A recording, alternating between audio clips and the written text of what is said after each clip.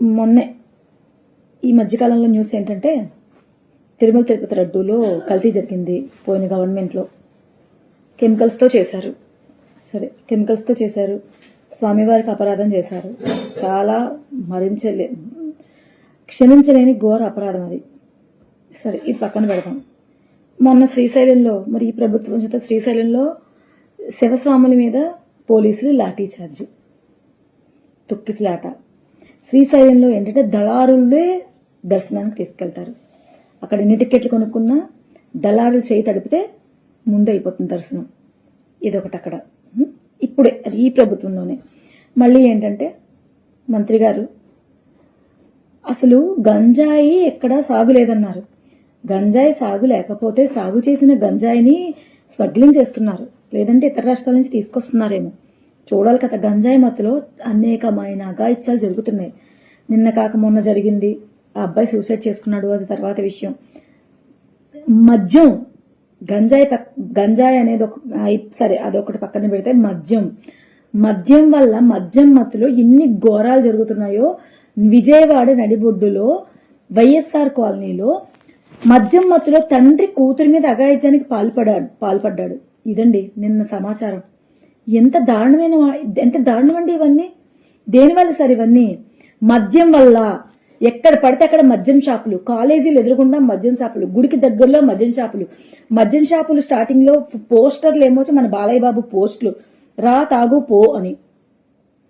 ఇవి మళ్ళీ ఫార్చ్యూన్ 500 కంపెనీకి 99 పైసలకే భూములు ఇచ్చేస్తారు. ప్రభుత్వం భూములు వీళ్ళు ఇచ్చేస్తారు. ప్రభుత్వం భూములు అంటే ప్రజలకు సంబంధించిన ఆస్తి, ఇది పబ్లిక్ ఆస్తి. అంటే ఏ ప్రభుత్వం వస్తే ఆ ప్రభుత్వం ఇచ్చేయచ్చని కాదు. 5 ఏళ్ళు నుండి వెళ్ళిపోతారండి, తర్వాత ఇంకో ప్రభుత్వం వస్తుంది, 5 ఏళ్ళు నుండి వెళ్ళిపోతారు. ఎవరికి వాళ్ళే ఇచ్చుకుంటూ పోతే ప్రజల పరిస్థితి ఏంటి?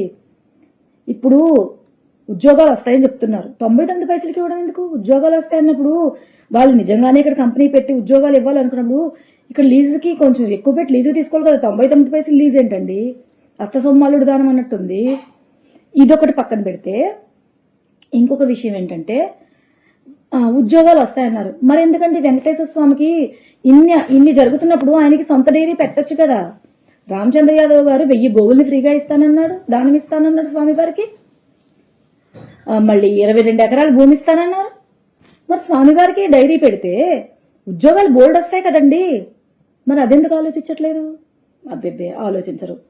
మళ్ళీ వేరే రాష్ట్రం వాళ్ళకి ఎందుకు ఇవ్వాలి? స్వామివారి ఈసారి ఈ ప్రభుత్వం వచ్చాక వేరే రాష్ట్రం నుంచి నెయ్యి తెప్పిస్తున్నారు 660 ఎంతో పెట్టి. అసలు వేరే రాష్ట్రం వాళ్ళకి ఎందుకు ఇవ్వాలి? మన రాష్ట్రంలో నెయ్యి సప్లై వాళ్ళు లేరా? అసలు వేరే ఎవరో ఎందుకు సప్లై చేయాలండి? స్వామివారికి అంత ఆస్తి ఉండి, స్వామివారికి ఉండి ఆదాయం అంత వస్తే, స్వామివారికి దాతలంత డబ్బులు ఇస్తూ ఉంటే ఆయనకి కొన్ని కొన్నే లెక్కల్లో మిగిలిన లెక్క లేకుండానే బోల్డ్ ఉంటుంది స్వామివారి ఆస్తి. ఆయన డబ్బుల్లో తీసి ఆయన డైరీ పెట్టచ్చు కదా. ఆయనకు ఒకరు ఇచ్చేదేంటి? వేరే రాష్ట్రాలకు ఎందుకు ఇవ్వాలి? అప్పుడు మన రాష్ట్రం వాళ్ళకే ఉద్యోగాలు వస్తాయి కదా.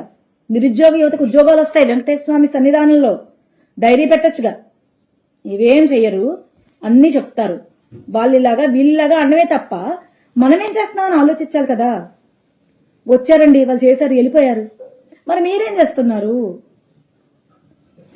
అతను అమ్మఒడి ఇచ్చాడు, ఒకరికే ఇచ్చారు. మీరు తల్లికి వందనం ఎంతమందినైనా కానండి అంటున్నారు. మీ ఇళ్లలో మాత్రం ఒక్కొక్కరే ఉంటారు పిల్లలు. మరి ఇదేమి న్యాయమో మాకు తెలియట్లేదు. మీరంటే డబ్బులు ఉన్నోళ్ళు సార్. మేము లోయర్ మిడిల్ క్లాస్ ఫ్యామిలీస్. మా ఆలోచనలు ఇలాగే ఉంటాయి. మా పిల్లలకు ఉద్యోగాలు రావాలనుకుంటాం, మంచిగా నోటిఫికేషన్లు వచ్చి సవ్యంగా ఇవ్వాలనుకుంటాం. అన్నీ అమ్ముకోవడాలే చూస్తున్నాం ఈ మధ్యకాలంలో. ఏది నిజమో ఏది అబద్ధమో తెలియని సందిగ్ధంలో ఉంటున్నాం. ఇవన్నీ ఎవరు సార్? ఇవన్నీ తీర్చేది ఎవరు? మన ఎడ్యుకేషన్ మినిస్టర్ తెలియదు, ఆయన సర్వశాఖ మంత్రో మాకు తెలియదు. అన్ని శాఖల్లోనే ఆయనే ఉంటారు. సరే, ఉండమనండి, తప్పలేదు. కానీ చంద్రబాబు నాయుడు గారు అంటే అభిమానంతో ఓట్లేశాం సార్. పవన్ కళ్యాణ్ గారు అంటే అభిమానంతో ఓట్లేశాం సార్. కానీ ఏం చేస్తున్నారండి? వాళ్ళ మీద వాళ్ళు రాళ్ళేసుకోవడమే తప్ప ప్రజలకి ఏం చేయాలి?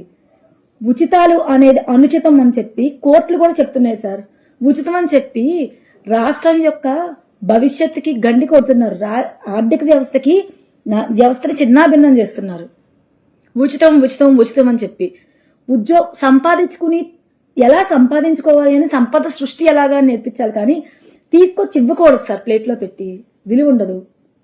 ఉద్యోగాలు ఎలా, ఉద్యోగ కల్పన ఎలా అనేది ఉండాలి. లేదంటే వ్యాపార కల్పన ఎలా, వ్యాపారం చేసుకుని వాళ్ళకి లోన్లు ఇచ్చి అలా ప్రోత్సహించండి. ఉచితం కాదు సార్.